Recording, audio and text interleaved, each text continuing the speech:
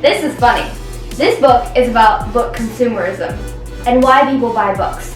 So isn't it funny that I'm talking about it in a book haul? Hello, welcome back to Books from a Virgo. I'm Joey, and I will be doing that book tour soon, so don't worry. But first we're going to do this book haul because those are going to be a part of the new bookshelf. So let's get right into it.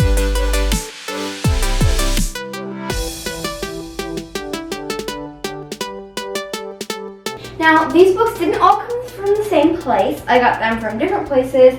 Barnes & Noble, East City Bookshop, the little library, people giving things to me. So these will all be from different sources. I did not just splurge and buy a ton of books because there are a ton of books here. But yeah. Alright, so we have Scythe and Thunderhead by Neil Shusterman. I have already read both of these. I wanted to buy them because I love them so much, and when the Toll comes out, I'll buy the Toll. Although I might want to wait until it comes out in paperback, since these are so nice in paperback. I would hate to ruin it with a hardcover of the Toll. Nevertheless, I cannot wait to read the Toll. This follows Rowan and Citra, who are two Scythes in training, and what a Scythe's job is to keep the human population in check in a world where human population is super high and there's no way for you to die basically except for by a Scythe's gleaning, which is basically killing, but they don't want to call it that. Anyway, Rowan and Citra are navigating their way through this new world of being Scythes and training to be Scythes, and there's all this moral ambiguity going around with the current Scythes, and it's just very interesting. I love Neil Shusterman. I need to read more of his stuff, so love these. Next we have The Good Luck Girls by Charwin Nicole Davis. So this is a arc that I received from a giveaway from Bookish First, and I am so happy about this. The requirements for the giveaway were that you had to give your first impression of the book before reading it from this little excerpt, and I miraculously won. This is the first time I've ever won a giveaway, and I was just like, whoa. So now what I have to do is I have to read and review the book within the next 3 weeks, which is definitely possible. I'm so excited to read this book. I think it's going to be very good, just from like the amazing cover, but not only that, it's also the fact that, well, first of all, it's fantasy, which we already love. It is very girl-based, very women-centered, and I feel like there was something that really got me into the book, but I don't really remember what it was. But yeah, it's definitely very intriguing, just the way it looks at least. Next we have No One Is Here Except All of Us. I got this from the little library. Oh, Ramona Ozubel? Can't pronounce it. But it's basically about this town in 1939 in Romania, and there's this one girl who kind of changes the fate of the town, and they're kind of, it's very confusing. It says they're like starting the world over, and so they're going to try to save their village by doing that, but I don't really know what that means, so I guess I just have to read it to find out. It sounds good though. We have When She Woke by Hilary Jordan, and first of all, the cover looks very intriguing. I'm very excited this. It says, I am a red now. It was her first thought of the day every day, surfacing after a few seconds of fogged, blessed ignorance and sweeping through her like a wave, breaking in her breast like with a soundless roar. Hard on its heels came the second wave, crashing into the wreckage by the first. He is gone. So basically, she was devoted to church and family, so says this summary, but her husband was murdered? No, she was convicted of murder. Wow. And so now there's like this sci-fi element where there's genetic modification, and she's going to Texas, or maybe she lives in Texas, I'm not really sure. It's going to be interesting. It talks about abortion, and it talks about Christianity, and genetic modification, and forbidden love, and it's a retelling of The Scarlet Letter. So, sounds very, very intriguing, and I cannot wait to read this. I hope it is soon. Next, we have Monstrous by Marjorie Liu. I meant to read this during the reading rush, but I only got about halfway through, maybe even less than that, but I'm very sad because I do want to read more, and hopefully that will be very soon. It's not very long, but the illustrations are beautiful. I actually made a brief little music video based off of this, so I'll link it in the cards in the description if you want to check it out. But Monstrous is very interesting so far. It's about this girl who is basically an organic, but she's kind of turning into a monster, and we hint that there's some stuff that happened with her mother that we don't really know about, and she's auctioned off and she's put in this prison, but now she is trying to escape, and there's a bunch of other organics who she's with, and it just sounds very interesting. It's kind of hard to describe, but it looked intriguing, and that was why I bought it. Next we have Phantoms on the Bookshelves by Jacques Bonnet. This is funny. This book is about book consumerism and why people buy books. So isn't it funny that I'm talking about it in a book haul? Yes, indeed.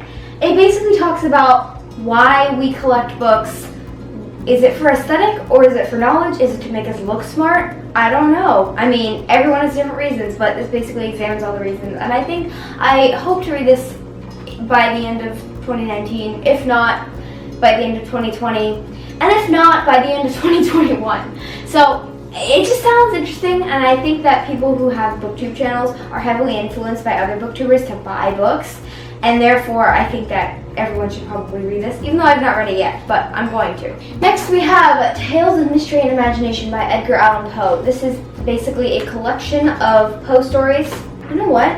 It's kind of abridged for like younger kids, but it's gonna be fine. I'm gonna read it and then I'm gonna get rid of it. It's probably what's gonna happen, and it's gonna be okay because I love Poe, and this will be a book that I definitely put in the little library after I finish reading because it's not that pretty and it's not the original stories. They're like abridged, but it'll be fine. It'll be fine. It's gonna be fine. Next we have The Unraveling of Mercy Lewis by Kiesha Parsonen. Unfortunately, it has deckled edges, which I do not like, but it sounded intriguing. It has a bunch of women's hands on the front. It's a psychological thriller. Sounds intriguing, looks intriguing. Yeah, that's basically why I bought these books, because it looks intriguing. Next, we have I Believe in a Thing Called Love by Maureen Gu, and this book I read and it was so cute. I'm doing this book haul kind of late, which is why it includes some books that I've already read, but it's so cute. I love it. It's like a K-drama, and it's using a lot of K-drama references, and it has a list of K-drama recommendations at the end. It's great. I love this book. I love Maureen Gu. She's such a great contemporary writer. She's really the only contemporary writer that I'm enjoying right now, because the other ones I'm not in a contemporary mood. But I do love Maureen Gu, and I love how she writes about Korean Americans. Next, we have Somewhere Only We Know by Maureen Gu. This is her newest novel, and I read it, and then this is when I met her, and I got it signed, and it's so beautiful. Look at that! Yeah, I got the dust jacket. Okay, I just gotta keep it flat, and it'll be fine. Yeah, but this book is basically about a K-pop star named Lucky who is under very strict control, as K-pop stars are, and she uses one day, it was originally intended to be an evening, and it ends up being a couple of days, in which she's exploring the city of Hong Kong right before her American debut with this tabloid photographer named Jack, and he's kind of exploiting her, but she doesn't know it, and they eventually fall in love, and there's that aspect of things. So forbidden romance, if you want to call it that. Also a little bit of a hate to love in a contemporary setting. Very cute as well. A little angsty too. Next we have one of my favorite books of this year, and that is Wicked Fox by Kat Cho. I actually just realized that I put 3 Korean books in a row, but yeah.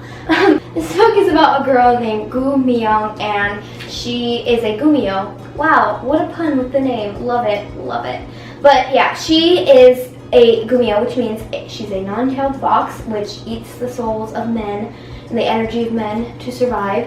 And I've always wanted to learn more about this part of mythology. I really want to watch the show My Girlfriend is a Gumyo, which is a Korean drama, but I have not gotten to do so yet because it's not available on the site that I stream on. Anyway, this follows her, and she rescues this boy, Jihoon. She loses her fox speed in doing so, and eventually Jihoon finds it, but the thing is, anybody who has a Gumiho speed can control her. So there's that aspect. It's definitely a hate to love romance. It's an urban fantasy. There's mythology. It's great. Now, this book does have some mixed reviews. It was a little bit slow at certain points, and the characters were a little immature for their age, but at the same time, you're 18. That's not that old. I've met some pretty immature 18-year-olds. That's just the tea. So yeah, good book. I recommend. You may not like it, but I did. Next we have The Kingdom by Jess Rothenberg. I still have not read this one. I got it at the same time as Somewhere Only We Know. It's like a spoof on Disney World and Disneyland princesses and their roles. The Kingdom is basically like Magic Kingdom or Disney World, and these girls are there, but there's actually these mysterious secrets, and based on the cover, I can assume that there's some sort of cyborginess or mind control going on. It sounds very good, it looks very good, and Jess Rothenberg, I met her and we were talking about the cover, and it just sounds like she definitely wanted to make a play on typical Disney princesses and see where that would lead her in a suspense novel, so we'll see how this goes. Next we have The Fever King by Victoria Lee. I read this book, it's so good. Hate to love romance, gay, sci-fi, futuristic, biological warfare, everything I need in life. Everything I need in life. Also a school for training. So like, just take all those elements with what you will. All the Crooked Saints by Maggie Stiefvater. I love this book. I finally bought it after lusting over buying it for a long time, and it follows this town, and there's this family in the town, the Soria family. They grant miracles to people who pass through, but it's kind of like be careful what you wish for kind of thing, because these people who get granted miracles, that's like their first miracle. It like displays what shows, and then they have to overcome their fears in a way. It's hard to explain unless you read the book. I went into the book without knowing a lot, and I think that you should do that too. Now, Maggie Stiefvater has gotten some flack about writing a book about a Latino family, which isn't fair to her, because if she writes all white characters, then people will say she's not being diverse. And if she writes a Latino family, then people say it's cultural appropriation. So that's why I think it's a lose-lose situation for many authors, and I think that she should just keep writing books like this because it was a beautiful book. And I don't think that there's anything wrong with it. I don't think there was cultural appropriation. But then again, yeah, but this is a good book. Recommend you checking it out. Magical Realism, which I'm now thinking that might have been the reason why people are like, this cultural appropriation, because Magical Realism has its roots within South American and Central American literature, but at the same time, I think she did a good job with it. Sue me, I liked it, whatever. Next we have Ignite Me by Tara Mafi. I bought this book off of Thrift Books, and it actually came with a library covered plastic sheen, and I took it off with the help of my sister. And it's such a beautiful cover. I'm glad I own this book. I do not own Shatter Me or Unravel Me or Restore Me or Define Me, and I will not probably own Imagine Me either. But Ignite Me has the most beautiful cover in my opinion, although I really do like the Unravel Me cover. But I wouldn't want to own Unravel Me because I don't really like it. But this is my favorite book in the series, along with Jasmine. Yay! Jasmine from the Morte Books also really loves this book the best. And as you should, because it has the most Warner and Juliet in it. So, second to last, we have Something in the Water by Catherine Stedman. It says Reese's Book Club, and I've heard one Sleepy Reader talk about Reese Witherspoon's book club, so I'm wondering if this is the same thing. Anyway, this is basically a psychological thriller about stuff that they find in the water, these newlyweds on their honeymoon, and it sounds good. Oh, it triggers a chain of events. Ooh. Could the life of your dreams be the stuff of nightmares? Have you ever wondered how long it takes to dig a grave? I mean, it sounds kind of cheesy, but like, I'm in. Cover looks kind of scary. I'm scared of tsunamis, so. And finally, we have Jamina by Amy Kaufman and Jay Kristoff. So I read Illuminae, and I loved Illuminae. And this is a soft cover, and it's so floppy. I love it. I would prefer to have the hardcover of the series, but this is still like really fun to flop. And I love flopping a floppy paperback. It's the best thing in the world. Like, some people say sex is great and all, but have you ever flopped a floppy paperback?